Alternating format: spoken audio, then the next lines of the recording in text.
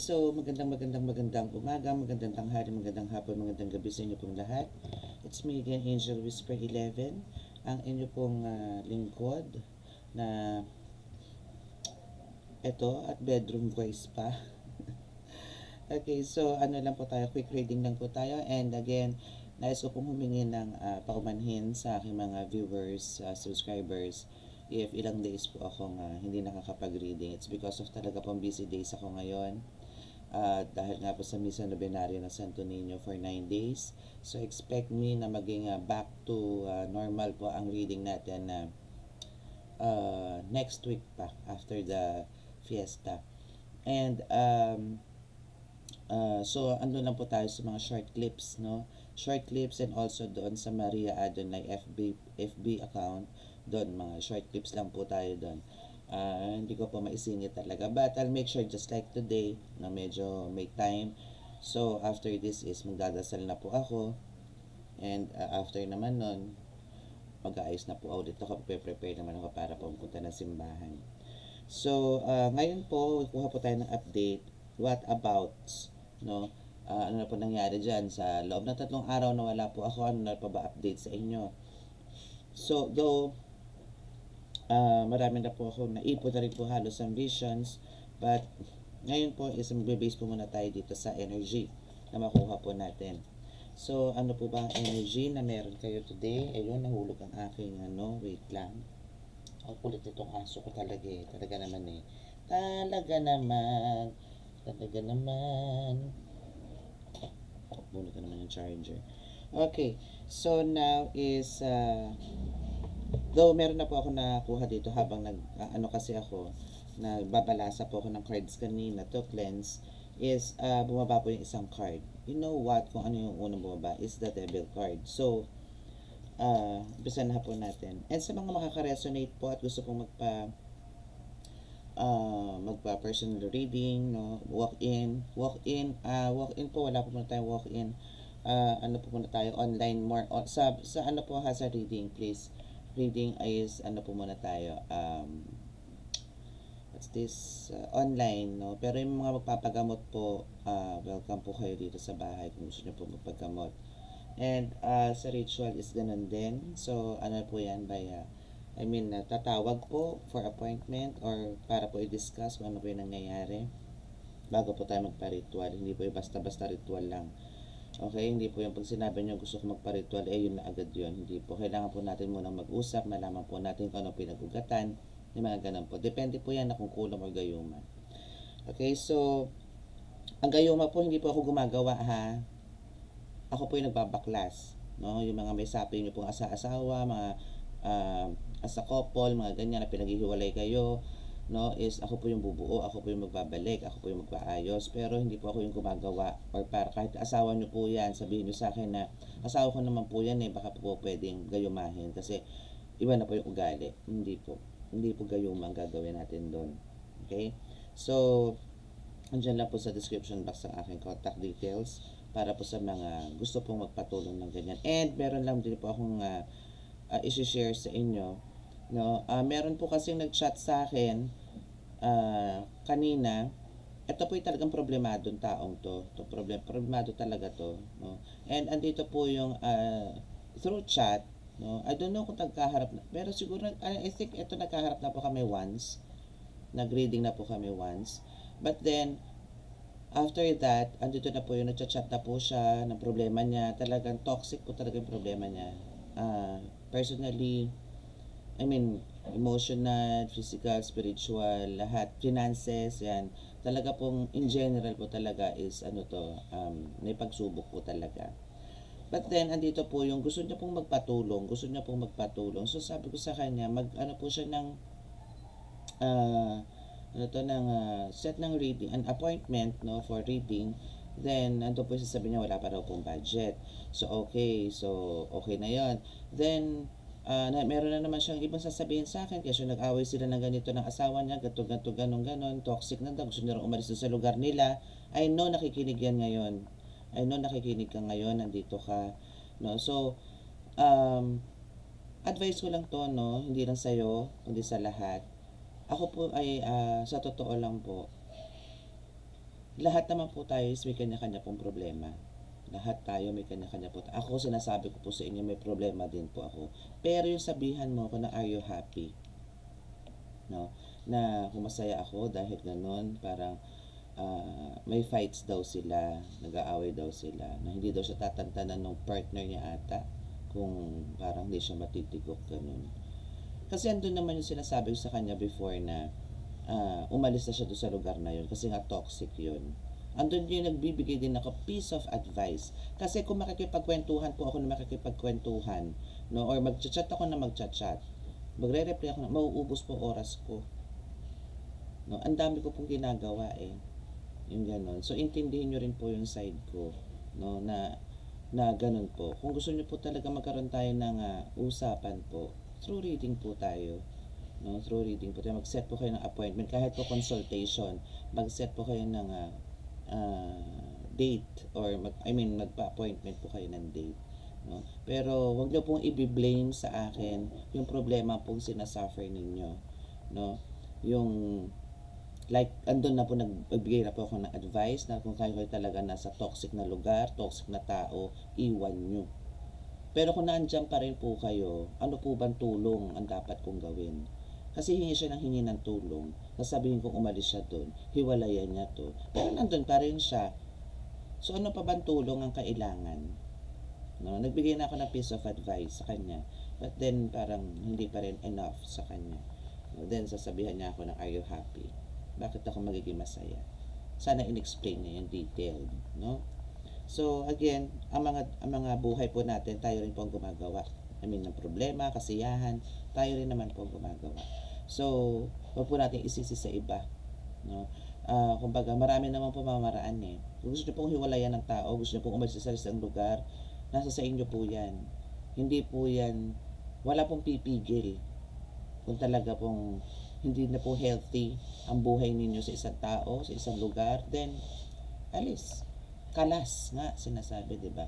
Hindi kailangan yung mag-i-stick ka dyan, magpapakamartir ka dyan, binubugbog ka na, nire-rape ka na, pero naandyan ka pa rin. May paraan. Maraming paraan. No? Kung ano ba to, wala bang kamag-anak? Ano ganon, wala bang kamag-anak? Wala bang kaibigan? No, na mapagkakatiwalaan? No? Ang daming paraan eh.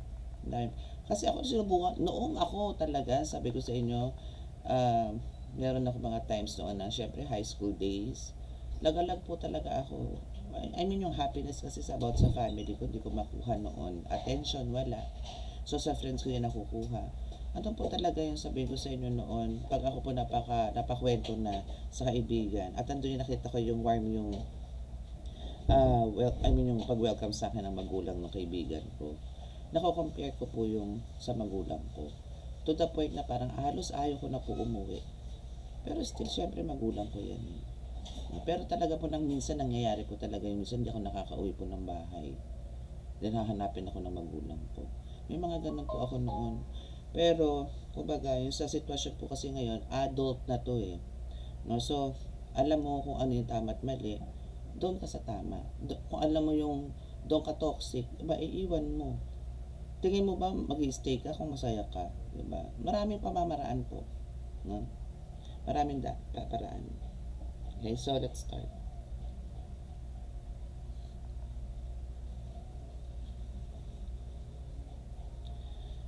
Mahal na Diyos sa masalangit, mahal na Kristo, mahal na Birheng Maria, mahal na Santo Niño, basbasan po rin yung napakalalakas sa kapangyarihan, banal na dugo, banal na ngal, banal na spirito, mga cards na ito, para po makapagbigay ng mensahe sa aking tagapanood. Naway kami po inyong bigyan ng kaligtasan, ilagay po sa mga kapahamakan, disgrasya sa kuna, at ano pang klase ng karamdaman na tukso, bigyan po ng kagalingan lahat po ng may karamdaman. Maraming salamat po. Amen.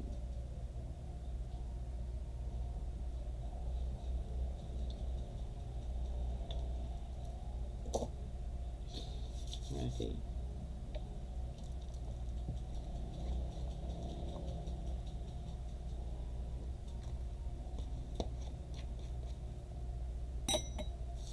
Okay, so let's start. Okay, so dito po sa reading, we have the King of Cups as your at the bottom of the deck. Then the Devil card, 6 of Swords, 8 of Pentacles, 5 of Cups. So ito po yung mga bumagsak kanina. Actually, ito po yung unang bumagsak. The Devil card, no? So, for some of you here, dito sa King of Cups na to is, sinasabi lang po na, kumbaga, andito yung parang confusion, no? Or sadness at the same time. Confusion, but this card kasi is sign of ano rin to eh, parang bravery, no? Or andito yung kahit na may mga dumadating sa inyo na mga chaos, mga pagsubok, still nandyan po kayo parang to analyze kung ano po yung mga nangyayari. Andito yung iniisip nyo kung ano yung mga tamang gawin o hindi. Yung mga ganon. So andito ka para, ano mo yun, parang you're just relaxing, pero andito yung umaandar ang utak mo. Andito yung nag-iisip ka kung ano ba ang maganda, no, para sa ikakaroon mo ng growth or para mapalagpasan mo yung mga pagsubok na yan. No, hindi yung kuyakoy ka lang ng kuyakoy sa isang tabi tapos magmumukmuk ka, magngangak ka, at isisi mo sa iba.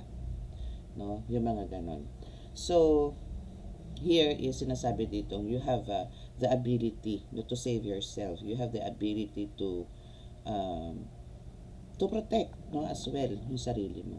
Kasi you are the King of Cups, no, na kung tutuusin, kaya mong punan. Kung meron mang wala sa iyo ngayon, kaya mong punan yung sarili mo. But then nandito ka para nakastuck or nakatali ka sa isang tao or sa isang lugar na hindi ka mismo makakilos. That's why andito si Devil card, no, na eto yung parang spiritually, no, spiritually mga unseen entities, no, is talagang napapasok ka tuloy. Nagkakaroon tuloy ng blockages or nagkakaroon ka ng emotional breakdown, no, na kumbaga ultimo utak mo apektado na. Hindi lang yung emotional, no, hindi lang emotional lang ang naapektuhan sa dito. I mean, hindi lang puso, pati isip, maybe pati kaluluwa, no, is apektado na rin dito. Kasi nandito ang devil card, which is talaga masasabi ko nang wala ka sa safe place, wala kang sa safe na tao, wala kang sa safe na kapaligiran. No? So now is andito talaga yung eagerness na talagang gusto mong umalis or gusto mong makawala sa lugar na yan or sa taong yan or maybe dito sa person mo ngayon, ano. Now, yes, andito yung pinakita ni sa 8 of Pentacles here na you're doing your best, no, but parang hindi ka inaayunan ng panahon, parang hindi ka inaayunan ng panahon. Parang kahit anong gusto mong kahit may alam ka, no, na gawin para lang makawala dito sa tao to is hindi. Kaya andito yung parang sa 5 of Cups is puro ka sadness, frustrations, yung mga tipong ganun. Parang wala na ata. Yung hopeless, no? Hopeless ka na talaga dito. Parang wala na, dito na yata talaga ako tatanda kasama tong taong to. Na parang dito na lang ata ako mapuputulan talaga ng hininga. You know what? Parang ang reading na to is para dun sa nag-chat. Same, almost same, no? But then, let's see kung ano pa. More clarification dito sa reading. Sa 5 cards na to. Hindi tayo ng more clarification. So, this is just a very short reading. Kasi po, I need to prepare pa po. Pagka ganito po kasi mag-fiesta sa amin is medyo busy po lahat ng tao. Kasi po yung Santo Niño po namin ng Muntinlupa is talaga pong mapaghimalato. Dinadayo rin po ito eh. Okay, so let's see kung ano pa, no?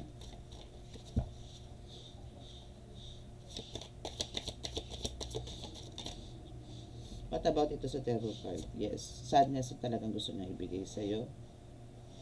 You are the High Priestess. So, meron ka rin alam mo kung ano yung mga nangyayari sa iyo eh. Yung intuition mo dito, maybe alam mo kung saan nang gagaling yan. Maybe andito ka sa sa parang spiritual awakening. No? Nasa awakening daw. Grabe. Kaya gustong-gusto mong umalis. It's because of the cards na po nagsasabi. I'm going to show you every bagsak ng ating mga cards, no, para lang po malaman ninyo. Andito nga po talaga yung higil na higil kayo umalis sa isang lugar, no, or parang gusto niyo na po talagang baka sakali kung saka ikaw is maybe for some of you here is may family or maybe you are just alone, no, pero dito sa card na to is meron pong pamilya or meron pong maybe anak, no, maybe gusto mong iwan ng asawa mo or familia mo, or relatives mo kung nasaan ka, like nasa tiyahin ka, ganun, or tsuhin, mga ganun, din nandun yung mga anak mo, gusto mo na rin umalis, no? So, why? It's because of, andito yung ramdam mo na talaga may nagbabackstab sa'yo, may tumatraidor sa'yo, may mga sitsitan dyan sa paligid, or maybe meron ka mga naririnig na mga bulong-bulong na hindi na healthy sa'yo, na nagiging cause ng pagkakaroon mo ng depression, no? But you are the high priestess, no? So, maybe andito yung sa inyo, for some of dahil dyan nga si devil card, is andito yung naka-block, or meron na pong mga binubulong sa inyo yung mga angels ninyo, but hindi po ninyo marinig. Or may mga signs na, pero hindi nyo po sinusunod, because the devil card is here. Ang gusto po talaga is pahirapan kayo. Or, for some of you, dito is talagang nagkakaroon ng panlilinlang. Right?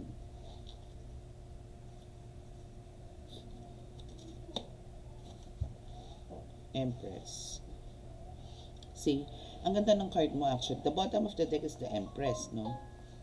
You are the Empress.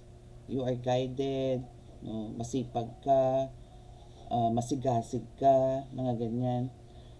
But, and actually dito is, kung talagang magkakaroon ka lang ng time para to pursue na ikaw is makawala dyan, dahil puro naman paghihirap ang nangyayari sa iyo, eh, oh. Kailangan mo lang talagang may chance, oh. May chances na minsan siguro alone ka lang din sa bahay. So pagka gano'n na alam mo may pagkakataon at talagang very serious na yung situation mo na parang hindi ka na makaalis. I mean, hindi ka na makaalis sa ganyang sitwasyon na nahihirapan ka. Then, parang kailangan mo na talagang lumayo. No? The Temperance is here. So, andito yung darating ang point, no? Darating tong time na to. Just keep on praying. The Hermit card is also here. And sooner or later, no, is andito yung i-guide ka. Open mo lang. Mag-meditate ka. I-open mo lang yung mind mo, open mo yung heart mo, alisin mo yung bitter, hindi bitter, hindi pagiging bitter, yung parang ano ba, galit or bigat, no? Kasi andyan si angels, eh, no? Still wants to balance your life, pero because of the card nga is andito si devil card, andito po yung talagang parang mas nangingibabaw sa iyo yung negative energy, demonic energy, yung mga ganon. But the Hermit card is here also, no? So yung alam mo, yung kalungkutan mo na yan, and this year, and hopefully, no, kasi dito po yung card na this year, no, is makakaalis ka rin sa mga ganyan sitwasyon. Lahat na po yan. Kung sa jowa, sa opisina, sa curse, no, or kulam, gayuma, ganyan, matatanggal ka na dyan, maaalis ka na dyan, magkakaroon ka na dito ng freedom, no? Kasi kumbaga, isa to sa mga hindi mo nagustuhan na pangyayari sa iyo ngayon is yung hindi ka, wala kang happiness talaga at all. In general, drain ka, parang tutuusin ikaw dito sa Two of Cups in reverse is pinapakita lang po na ikaw is manhid, no? Pero manhid ka in a way na nakikita mo naman, eh. Nakikita mo na yung mga nangyayari sa buhay mo. Andiyan na yung nararamdaman mo, naririnig mo, yung mga pang-aabuso, yung parang pagbabaliwala sa iyo, yung ganon. Pero andito pa rin yung tuloy ka pa rin nag-i-stay. No? So minsan po kasi choice natin dan talaga. Choice natin to, eh. No? So, ngayon, even financial here, the Ace of Cups is also in reverse, or maybe pagdating sa career din, hindi lang finances, wala din, taob din, said, ganon. No? And also wala talaga, as in alam mo, in general, ang buhay mo, lagapak. Para kang buti pa nga ang prisoner, eh. Buti pa nga ang nakabilanggo. Pag sila yung nakalabas po sa kabayo, doon sa kulungan mo, sa selda pala. Nakalabas po sila doon. I mean, nakalabas doon pero andun pa rin sa loob ng like Bilibid, di ba? May mga selda po yan. Pero meron silang parang open field doon. Nakakakilo sila, eh. Nagagawa po nila yung gusto nila. Pero ikaw hindi. Wali. Talagang ganyan ka na lang. Yan ang buhay mo ngayon. no? So pinaka the best thing na pwede mong gawin is yun, tuloy mo lang to. The Six of Swords, which is yung pag-alis. Three of Wands, hindi ka nga makaalis. Alam mo yung tipong confusion kung mag-stay ka ba o hindi. Parang wala din eh. Parang mag-stay ka, miserable buhay mo. Umalis ka, parang wala din. Maybe wala kang pupuntahan. No? Maybe wala kang mapupuntahan. Maybe ang mga kamag-anak mo is somewhere malayo sa'yo. Or maybe talaga wala ka ng kamag-anak. May mga tipong ganon. Or even friends. Kasi ano yun, wala ka rin choice eh. King of Swords. Masyadong matapang tong person mo. Masyadong demanding. Parang ano ka nito, slave. So just keep on praying, no? The Hierophant is here. Keep on praying to Almighty God for the guidance and protection. No, if you're going to do it so, no, is andito yung Nine of Wands na kumbaga si God talaga is hindi naman po tayo iiwan talaga niya. It shows here na simulan nung tayo maliit, I mean, sinilang sa mundong to, hanggang sa pagtanda po natin na andyan lang po ang Panginoon. Ramdamin nyo rin po, damhin nyo rin po siya. Minsan po kasi magtaka ka sa sarili mo na kung bakit ang daming struggles na nangyayari sa'yo. Ang daming aksidente na nangyayari sa'yo, pero buhay ka pa. Kasi may mission ka, may purpose ka. You just need to embrace it, no? Kailangan mo lang talaga ipaglaban din yung gusto ng Panginoon para sa iyo. Again, kung nangyayari man sa iyo yan, hopefully wag niyo pong sisisihin ng Panginoon, no? Maybe binigyan na po kayo ng chances yan before na makaalis sa ganyang sitwasyon, but then andun yung nagkikip ka na baka magbago, baka pag ginawa ko to ganito na, baka maging okay na kami. May mga ganon, but lahat is bigo, no? Yun. So, bigo. Ayun. Bigo nga siya. Okay, so Three of Swords is here. Alam mo, ang buhay mo ngayon is talagang napaka-miserable, mapanakit. Verbally, physically, spiritually, emotionally, and I think maybe financial, no? Para kasi dito is talagang talagang you are the crying lady. Full of stress, full of depression, no? But yun nga sabi ko, just wag po natin kakalimutan na kahit na ganito po may mga struggles tayo sa buhay, is na andito po yung talagang hindi naman po tayo pababayaan ng Panginoon. Makikita nyo naman po yan, yung iba nga po na aksidente, total wreck ang sasakyan pero buhay. Yun nga lang, lupay-pay. Yung mga tipong pilay na wala ng ganito, but still buhay. Dahil may purpose ka eh. Meron ka pang purpose, no, na wag nyo lang po kasi isisisi sa Panginoon yung mga ganong pangyayari. Bakit ka ba na aksidente? Maybe may ginawa ka, maybe nakainom ka, or gano'n. Maybe talagang it's time na aksidente. Kasi kahit anong ingat mo sa pagmamaneho, andun naman yung, kung walang yana mo yung nasa likuran mo, is talagang, yung nagda-drive doon sa likuran mo, is talagang reckless. So, wala tayong magagawa doon. But then, marami nga pong pamamaraan kung lagi po natin sinasama ang Panginoon mula pagising po natin hanggang sa bago tayo matulog, magiging safe po tayo. Magkakaroon pa tayo ng kalmadong pag-iisip, damdamin, no? And energy sa katawan.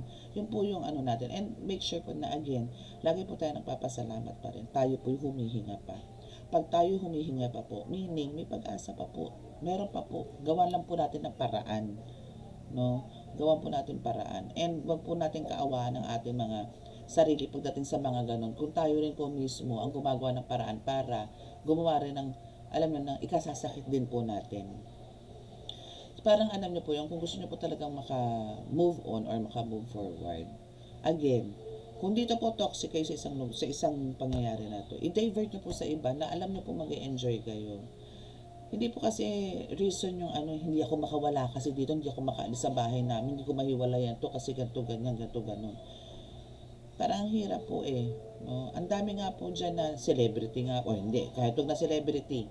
No? Kahit na ibang tao na po na normal, kasi mga celebrity, maraming pera po yan eh, kahit sa magpunta yan, go yan. So if you are like, ito, ordinaryong tao, and andito naman po yung talagang gusto nyong makawala. Meron nga po dyan eh, talagang battered wife, no? As in talagang binubugbog po talaga yan, as in natanggalan ng ipin. Saan ba pumunta? Sa presinto. O, presinto ka pumunta. Pakita mo yung duguan mong muka, duguan mong katawan. Direct filing yan. Yung mga ganun ba? No? O ang na barangay, pagka kasi alam ko pagka mga ganyang physical abuse, no, is andito lag ka nakita kayo ng dugo ng bawsi, is diretso na po yan filing. Dadamputin po agad yan. No? Yung mga ba nabubugbog na asawa, mga abusadong asawa o tao, kung sino man. No? Basta kayo pinakitaan ng ganyan, dampot agad yan. Direct po yan. Antimano po yan. Okay? So, this is your reading for today, and I hope na magkaroon ka ng kaliwanagan dito. Kung sino man po naka-absorb or naka-resonate po dito sa energy na to, okay na po tayo dito. This is just a very short. For me, this is short, pero umabot na tayo ng 26 minutes. No? And hoping na nabigyan kita ng kaliwanagan dito sa reading na to. Okay, so close your eyes para po sa ating healing.